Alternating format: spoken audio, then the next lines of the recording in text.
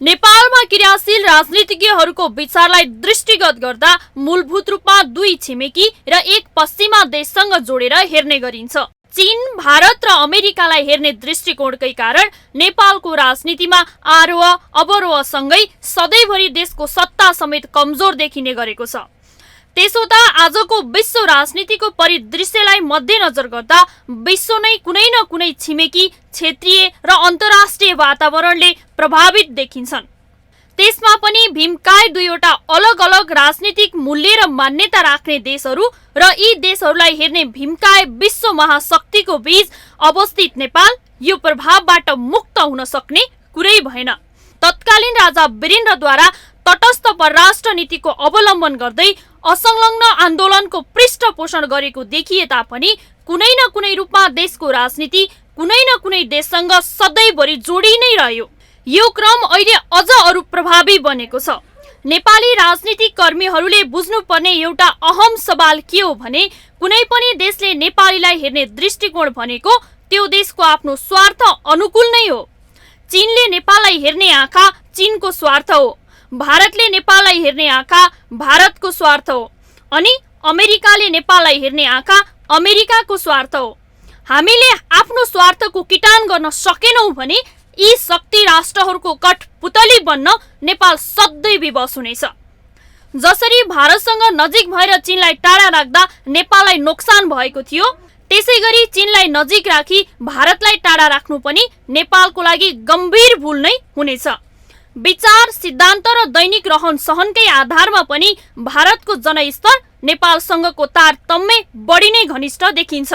भारतीय सत्ताको अदूरदर्शी र अंग्रेजी विरासतको कुटिल विस्तारवाद नीतिलाई हेरेर भारतीय जनतालाई नेपालले घृणा गर्न थाले भने यो पनि वस्तुपरक मूल्याङ्कन हुन सक्दैन। चीनको नेपालसँगको व्यवहार भनेको मुख्य रूपमा चीनले भारतलाई हेर्ने दृष्टिकोणसँग सम्बन्ध राख्दछ। संसारमै चीन व्यापारिक देशको रूपमा परिचित भएबाट चीनले भारतलाई टाढा राखी नेपाललाई माया गर्छ भनी सोच्नु चीनको मौलिक परम्परा नबुझ्नु नै हो।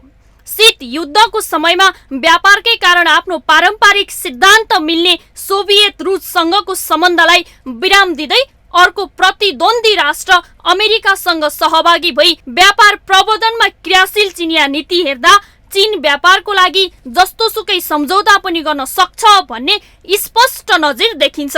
यो सम्झौता गर्दा चीनले राजनीतिक सिद्धान्त, भौगोलिक निकटता लगायतका कुराहरू सहजै बिर्सिएको देखिन्छ। चिनियाहरूको सहज नेपाल प्रवेशको केही हप्तामा नै बैंकको एटीएम चोरी, विभिन्न प्रकारको गुण्डागर्दी, सिंहदरबार अगाडि खुलेआम प्रहरी अधिकृत माथिको हातपातदेखि लिएर नेपालीहरू प्रति उनीहरूले देखाएको घटिया व्यवहार समेतलाई हेर्ने हो भने अर्को छिमेकी भारतीयहरूमाथि पारम्परिक रूपमा नै नेपालीले सधैँभरि हेप्ने गरेको व्यवहार वास्तवमै गजबको छ। यो प्रसङ्गको आधारमा नेपालको दुई देशसँगको सम्बन्धको अन्तर्कथा र सामिप्यताको फाइदा बेफाइदा सजिलै छुट्याउन सकिन्छ। आफ्नो राष्ट्रिय सार्वभौमिकतालाई ख्याल गर्दै भारतसँगको सिमाना नेपालले बन्द गर्न सक्यो भने र नेपालले भारतसँग द्विपक्षीय आधारमा वैदेशिक सम्बन्ध राख्न सक्यो भने नेपाल आफ्नो खुट्टामा उभिन सक्छ। आफ्नो खुट्टामा उभिएपछि हिँड्न सक्ने भएपछि छिमेकी त साथीको रूपमा मिल्ने मात्र हो, तर छिमेकीले हिँड्न नसक्ने नेपाललाई बोकेर गन्तव्यमा पुर्याइदिन्छ भनी सोच्नु दरिद्रताको पराकाष्ठा नै हो। त्यसैले हाम्रा देशका नेताहरूले तत्काल वैदेशिक नीति बनाउनु जरुरत छ। नीति र सिद्धान्त अनुसार देशलाई चलाउन सक्यो भने नेपाल जस्तो सम्भावना नै सम्भावनाले भरिएको भूगोलले कसैको मुख ताक्नुपर्ने स्थिति आउँदैन। माग्नको लागि पनि उचित भाँडोको जरुरत हुन्छ। अहिले हामीसँग सामान मात्र नभएको होइन, माग्ने भाँडो पनि छैन।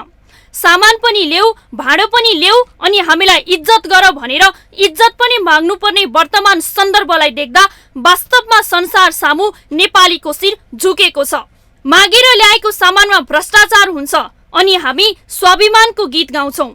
देशको वैदेशिक सम्बन्ध र स्वाभिमानको कुरा गर्दा नेपाली जनताको आचरण पनि सरकारको विषय बन्न सक्छ। आज नेपालभित्र उत्पादन हुने साधनलाई पनि अमेरिकन, चाइनिज वा भारतीय भनेर बेच्नुपर्ने नेपाली उद्योगी व्यवसायीहरूको अवस्थालाई हेर्दा हामी कति राष्ट्रवादी छौं भन्ने सजिलै देखाउँछ।